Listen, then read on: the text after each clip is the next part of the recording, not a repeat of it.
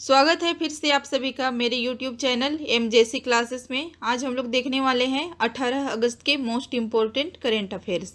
तो चलिए शुरू करते हैं आज का पहला क्वेश्चन। पहला क्वेश्चन, पूर्वी भूमध्य सागर में गतिरोध के कारण तुर्की और किस देश के युद्धपोत आपस में टकराए? उत्तर होगा ग्रीक। तुर्की और ग्रीस के बीच भूमध्य सागर के क्षेत्र में ऊर्जा के संसाधनों को लेकर कब्जे की विवाद बढ़ता ही जा रहा है। तुर्की के राष्ट्रपति एर्दोगन ने गुरुवार को सीधे तौर पर ग्रीस को धमकी देते हुए कहा कि अगर उसने हमारे जहाज पर हमला बोला है तो इसकी उन्हें भारी कीमत चुकानी पड़ेगी। दरअसल पिछले कुछ दिनों से तुर्की का समुद्री तेल खोजी शिप ओरुक रीस ग्रीस के द्वीप कस्तेलोजिरिस के नज़दीक रिसर्च गतिविधि को अंजाम दे रहा है। ग्रीस का दावा है कि तुर्की का शिप उसके जल क्षेत्र में ऑपरेट कर रहा है।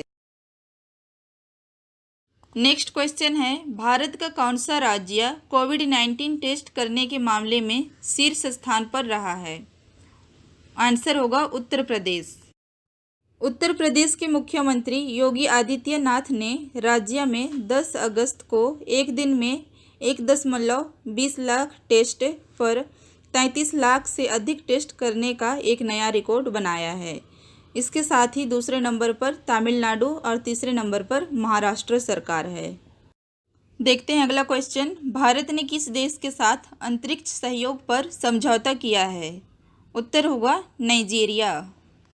भारत और नाइजीरिया लंबे समय तक चलने वाले बहुमुखी और मैत्रीपूर्ण संबंधों से जुड़े हैं। भारत नाइजीरिया के सामाजिक आर्थिक विकास के लिए योगदान और क्षमताओं के निर्माण के लिए प्रतिबद्ध है। समझौता ज्ञापन के तहत भारत नाइजीरिया अंतरिक्ष विज्ञान, ग्रहों की खोज, भूतल स्टेशनों, सूक्ष्म और लघु उपग्रहों के विकास और संयुक्त अंतरिक्ष अनुसंधान एवं विकास में सहयोग करेंगे। नाइजीरिया की राजधानी अबुजा है। नेक्स्ट क्वेश्चन, भारतीय नौसेना ने हिंद महासागर में कितने शिप बर्न ड्रोन खरीदने के प्रस्ताव को पारित किया है? उत्तर होगा 10।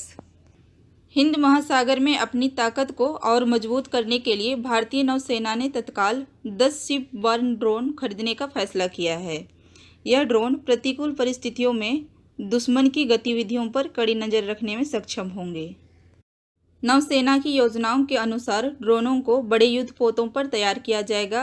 इन ड्रोन की मदद से चीनी और अन्य आसपास की गतिविधियों पर नज़र रखा जाएगा, जिसका लागत लगभग 1240 करोड़ रुपये है। नेक्स्ट क्वेश्चन है, भारत के किस विश्वविद्यालय ने इलेक्ट्रॉनिक मास्क विकसित किए? उत्तर होगा जादवपुर विश्वविद्यालय।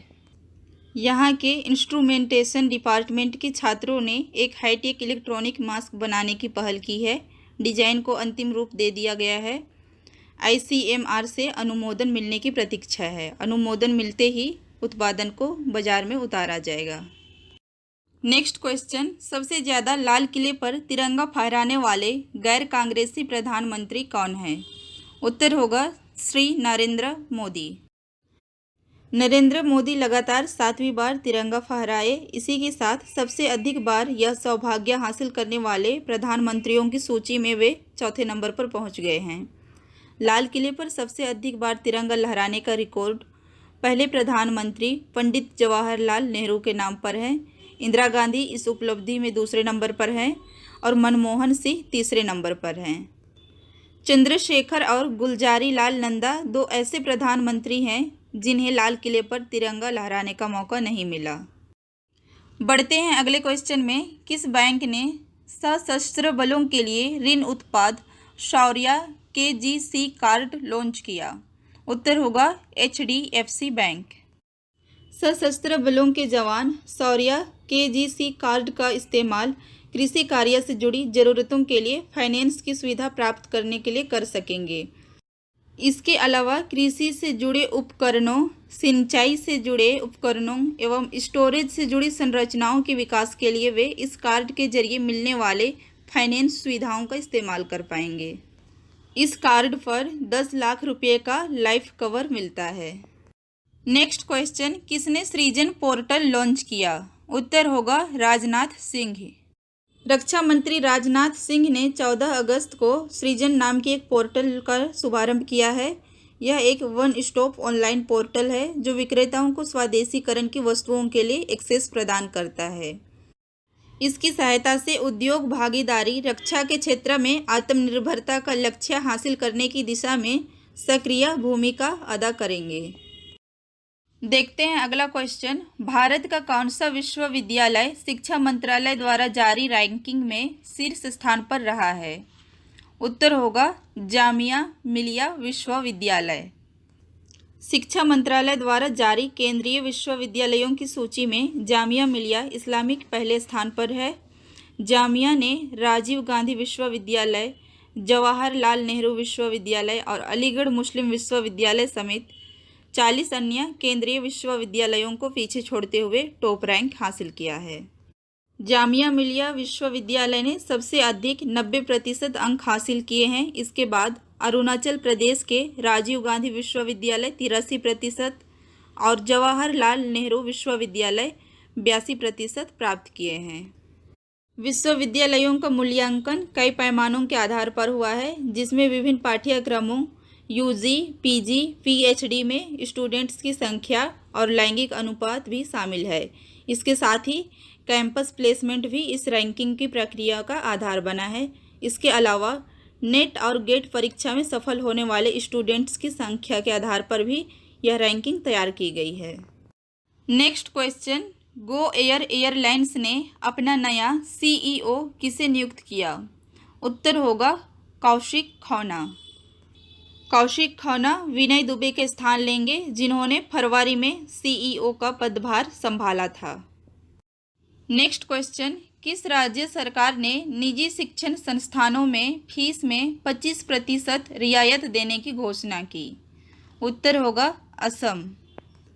असम सरकार द्वारा शुक्रवार को एक अधिसूचना जारी की। इसके मुताबिक सभी निजी स्कूलों की मई 2020 से लेकर जब तक स्कूल नहीं खुलते हैं तब तक उनकी फीस में 25% कटौती कर दी जाएगी। असम सरकार का यह फैसला प्री स्कूल से लेकर 12वीं कक्षा तक के स्कूलों के लिए लागू होगा।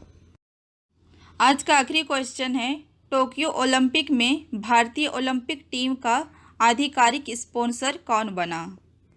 उत्तर होगा आइनॉक्स समूह। कोरोना वायरस महामारी के कारण टोक्यो ओलंपिक अगले साल तक के लिए स्थगित कर दिए गए हैं। अब ये 23 जुलाई से 8 अगस्त 2021 के बीच होंगे। इस साझेदारी के तहत समूह अपनी मनोरंजन कंपनी आइनॉक्स लेजर लिमिटेड के जरिए टीम के प्रचार में भी सहयोग करेगी। कंपनी के निर्देशक सिद्धार्थ जैन ने कहा, आइनॉक्स समूह की प्राथमिकता हमेशा से भारत की चहुमुखी प्रगति पर रही है। अगर आपको वीडियो पसंद आया हो तो लाइक, कमेंट और शेयर करें। साथ ही चैनल को सब्सक्राइब करें और बेल आइकन को ज़रूर प्रेस करें ताकि आपको हमारे सारे नए वीडियोस का नोटिफिकेशन मिलता रहे। मिलते हैं अगले वीडियो में। धन्यवाद।